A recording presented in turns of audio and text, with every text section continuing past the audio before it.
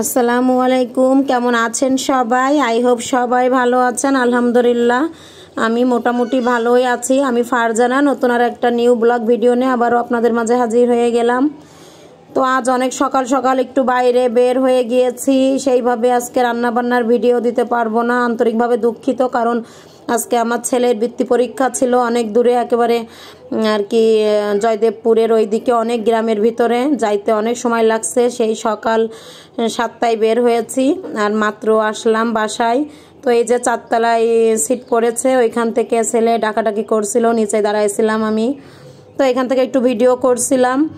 তো আসলে পরীক্ষা দেওয়ার কথা ছিল না, কারণ অনেক দূরে, অনেক সকালে যেতে হবে।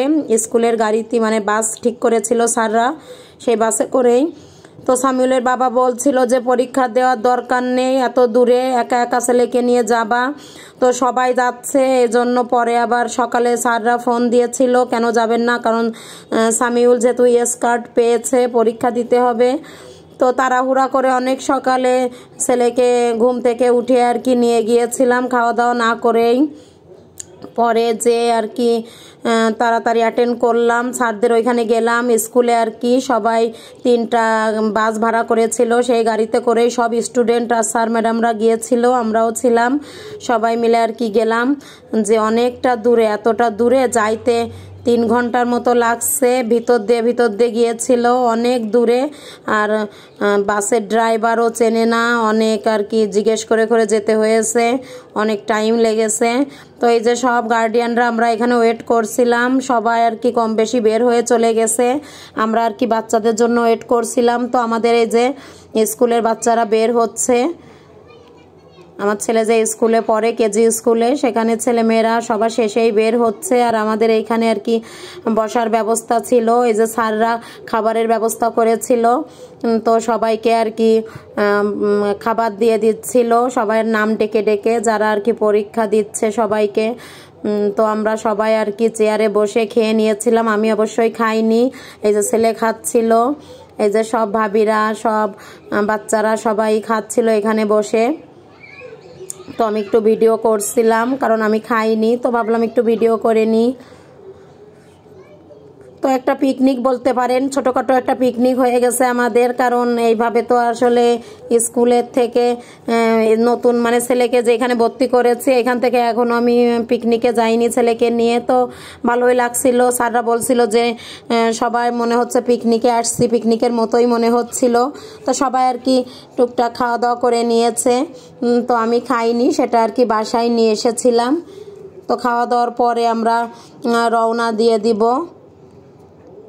তো প্লিজ আমার চ্যানেলটা যারা সাবস্ক্রাইব করেননি, সাবস্ক্রাইব করা আর কি করে পাশে থাকবেন।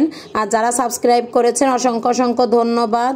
আর ছোট্ট একটা লাইক দিয়ে ভিডিওটা কন্টিনিউ করবেন। এই যে আমরা গাড়িতে সবাই উঠে গিয়েছি খাওয়া দাওয়ার শেষে, গাড়িতে উঠে গিয়েছি, এখন ছেড়ে দেবে গাড়ি। এই যে 2 সাইডে শুধু জঙ্গল আর জঙ্গল, অনেক ভিতরে আর কি স্কুলটা। অনেক কষ্ট হয়েছিল যেতে, রাস্তাও কিছু কিছু জায়গা ভালো, আবার কিছু কিছু জায়গায় ভাঙা। আর ড্রাইভার নিজেই চেনে না, আমরা মানে স্যাররা যাচ্ছে ফার্স্ট আর কি ওই স্কুলে, স্যাররাও চেনে না। যে স্যার ছিল আমাদের স্কুলে এর আর কি, যে ক্লাস টিচার ছিল, সে চেনে না, কিন্তু দেখাচ্ছে হেড ম্যাডাম, হেড স্যার ওরা চেনে। ওদের আর কি ফোন দিয়ে দিয়ে বারবারই জিজ্ঞেস করছিল। তো একেবারে গ্রামের ভিতর, ভিউটা ভালোই লাগছিল। তো ভাবলাম একটু শেয়ার করি আপনাদের সঙ্গে, একটু মানে ভিডিও করে নিলাম শেয়ার করার জন্য। তো আজকে কোনো রান্নাবান্না দেখাতে পারলাম না, আন্তরিকভাবে দুঃখিত। প্লিজ সবাই আমার পাশে থাকবেন। আর প্রচণ্ড শরীরটা খারাপ, মাথা ব্যথা করছে, কারণ সকাল 7টায় বের হয়েছি। আর এই যে 3:30টার দিকে বাসায় এসে পৌঁছাইছি, ভিডিও দিতে চাইছিলাম না। তো আবার মনের মধ্যে কেমন যেন লাগছিল যে প্রতিদিন ভিডিও দিয়ে আজকে না দিয়ে থাকবো, মনের মধ্যেও একটা কেমন যেন লাগছিল যে দেরি হয়ে গেছে, দিব না। তারপরে ভাবলাম যে না, একটু কষ্ট করে এডিট করে ভয়েস দিয়ে ভিডিওটা ছেড়ে দিই। তো তেমন একটা ভালো হয়নি, অবশ্যই ক্ষমার দৃষ্টিতে দেখবেন। আর ছোট্ট একটা লাইক দিয়ে ভিডিওটা কন্টিনিউ করবেন আমার প্রিয় আপু ও ভাইয়ারা। আর এই যে খাবার ছেলে অর্ধেকটা খেয়েছিল, আর আমি তো খাইনি, পরে ঢেলে নিলাম। বাসায় এসে ডিম ছিল, সালাদ ছিল, এইগুলাই আর কি।